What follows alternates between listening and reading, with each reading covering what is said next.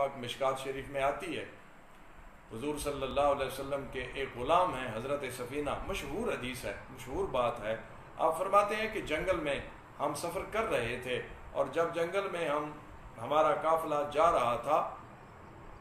تو قافلہ جنگل میں رواں دواں تھا، تو میں قافلے سے بچھڑ گیا، اور اتفاق ایسا ہوا کہ جنگل میں قافلے سے جب بچھڑا تو قافلہ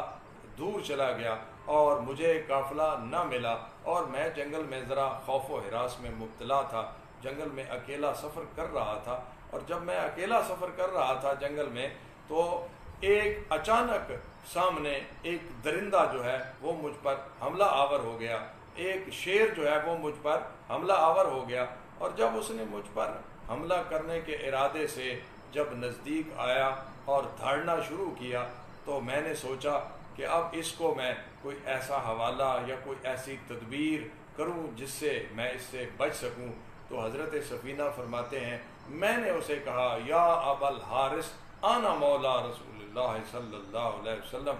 اے جنگل کے درندے، اے شیر، اے دھاڑنے والے، مجھ پر حملہ کرنے والے، یہ سوچنا کہ میں کوئی عام آدمی نہیں ہوں، میں تمہارا شکار نہیں گویا بن سکتا، میں اللہ کے رسول کا غلام ہوں، میں حضور سید عالم صلی اللہ علیہ وسلم رسول کائنات، ساری کائنات کے رسول، جن و انس کے صرف رسول نہیں بلکہ ساری کائنات کے زمین و آسمان کی تمام مخلوق، اللہ کی جملہ مخلوق کے رسول جو ہیں، میں ان کا غلام ہوں، اور تو بھی یقیناً ان کو پہچانتا ہے۔ تو حدیث پاک کا مفہوم عرض کر رہا ہوں۔ حضرت سفینہ فرماتے ہیں جب میں نے اس شیر کو یہ اپنا تعارف کروایا کہ میں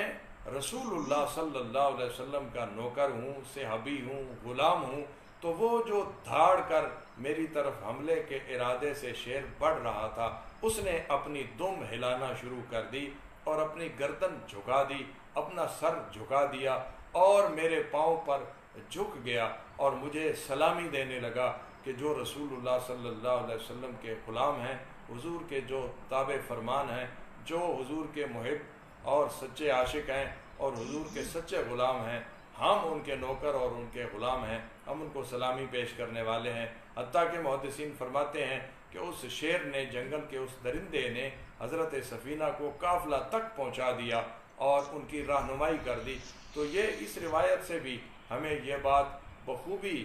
واضح انداز میں مل جاتی ہے کہ جب کوئی شخص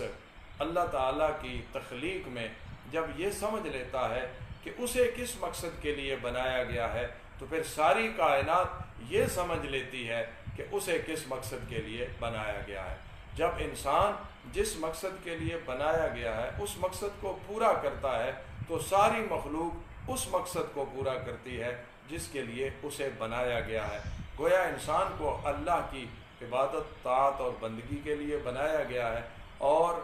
مخلوق ساری جو ہے وہ انسان کے لیے بنائی گئی ہے۔ تو انسان اللہ کا مطیع اور فرما بردار رہے تو ساری مخلوق اس کی مطیع اور فرما بردار رہتی ہے۔ اس کی بغاوت کی وجہ، اس کے روٹھ جانے کی وجہ،